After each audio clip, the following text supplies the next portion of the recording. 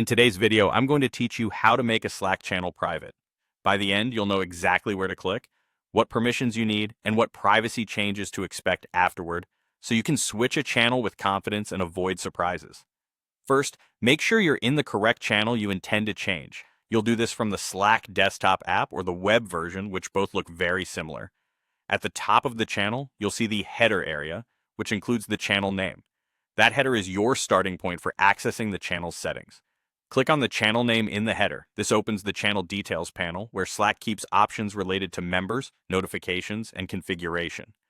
From there, look for the settings section. Inside settings, you'll find the option labeled change to a private channel. Select that.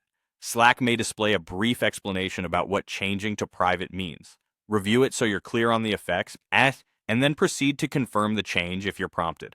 Once complete, the channel will be private, which limits access to approved members and makes the channel undiscoverable to others in your workspace. Now, this action isn't available to everyone.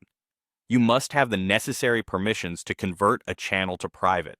Depending on your workspace, owners or admins, and sometimes specific channel managers, have this ability.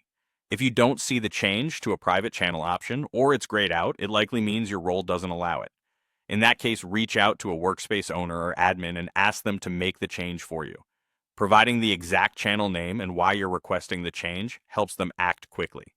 One important limitation to understand is what happens to existing content. Converting a channel to private will not make its past messages or files private to new members. In other words, historical content isn't automatically hidden from people who join later. Keep this in mind when deciding who to invite after the conversion. If there are sensitive conversations or files that you wouldn't want new members to see, plan accordingly before adding anyone new. And that's it. Click the channel name in the header, go to Settings, select Change to a private channel, ensure you have the right permissions, and remember how past messages and files are handled. Thanks for watching, and I hope this helps you manage privacy in Slack more confidently.